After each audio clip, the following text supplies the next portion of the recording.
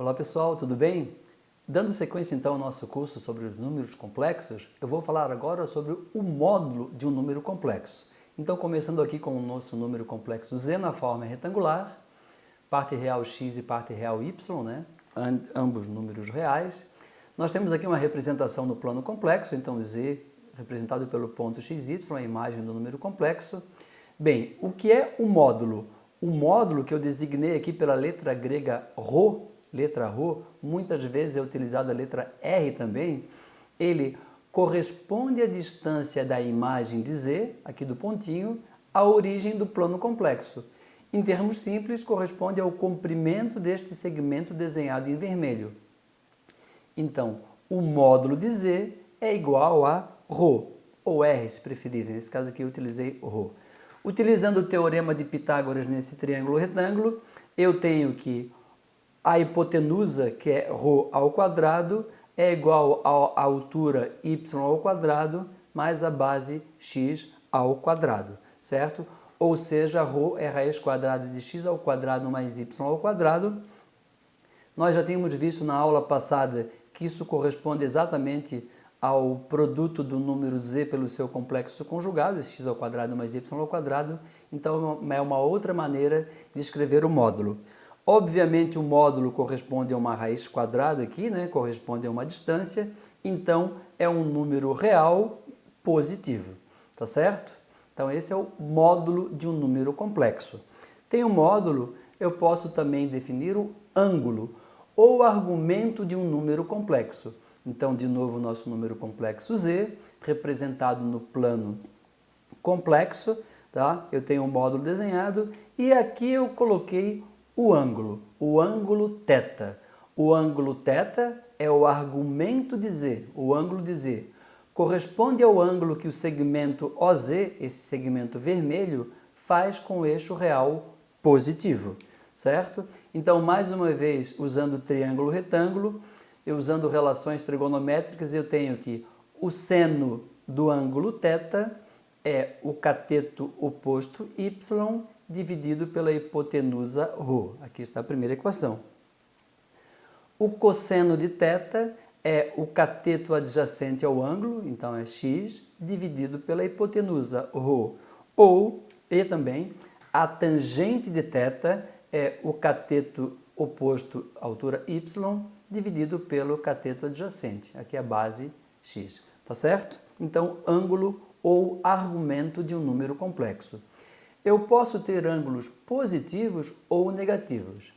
Ângulos positivos são medidos no sentido anti-horário. Então, aqui eu tenho um ângulo θ1, que ele está sendo medido no sentido anti-horário, correspondente a esse número complexo z, certo? Eu poderia também utilizar ângulos negativos. Ângulos negativos são medidos no sentido horário. E aqui eu tenho θ2, no sentido horário. θ1 e θ2 são ângulos que possuem a mesma medida, representam aqui o ângulo, ambos são argumentos do número complexo z. É óbvio que θ1 mais θ2, somando os dois ângulos, eu tenho uma volta completa. Uma volta completa, 360 graus. Ou seja, θ2 é θ1 menos 360 graus, certo? Eu poderia também dar mais de uma volta. Então, aqui eu tenho um ângulo com azul mais clarinho que dá uma volta completa e depois vai até o θ1, ainda no sentido anti-horário. Então, θ3 também é argumento de z. Nesse caso, θ3 corresponde ao θ1 mais uma volta completa. Uma volta completa é 360 graus. Eu poderia ter dado mais de uma volta completa. Poderia ter dado volta completa também no sentido horário.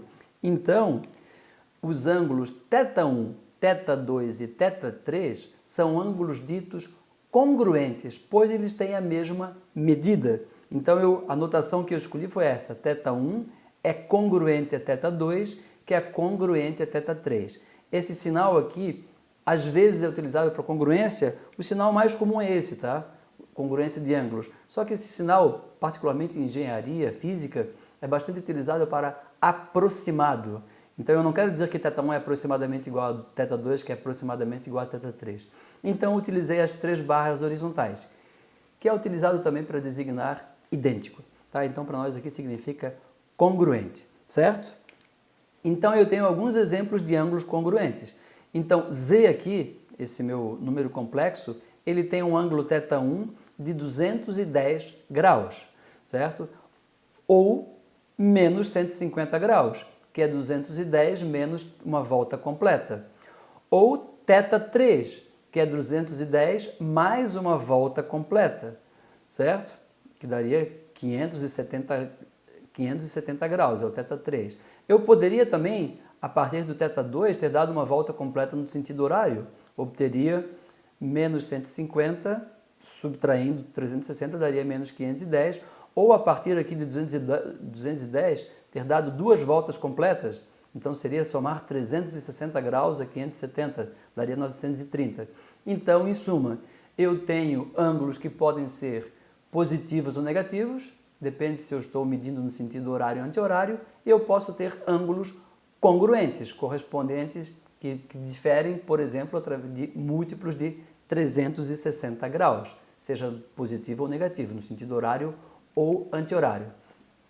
Então aqui de novo eu tenho o meu número complexo, eu estou dizendo que se θ é o argumento principal de Z, o que é o argumento principal? É quando está no intervalo, o ângulo entre 0 e 360 graus.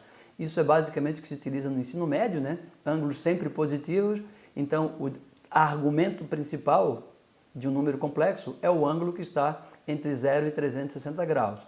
Já em engenharia, alguns livros de física, a maior parte dos livros de física, na universidade particularmente, o argumento principal é mais comumente dado no intervalo de menos 180 graus a mais 180 graus. Os dois podem ser utilizados, tá? E não faz diferença nenhuma na verdade. Se o meu número complexo Z tem um argumento principal θ0, que é esse ângulo que eu desenhei aqui, tá? θ0, então todos os ângulos congruentes a θ0 são também argumentos desse número complexo Z. Bom, se Z tem argumento principal θ0, então todos os ângulos congruentes a θ0 são também argumentos de Z. Então aqui, ó, θ é um argumento de Z.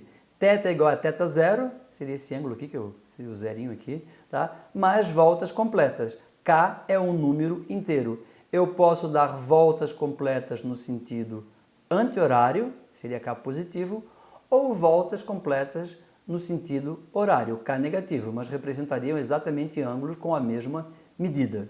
Eu estou sempre falando em ângulos em graus. Vocês muitas vezes veem números complexos utilizando radianos. Radiano e graus são unidades, maneiras diferentes de exprimir ângulos. Então, na próxima aula eu vou falar sobre radianos. Tá bom, pessoal? Até lá então.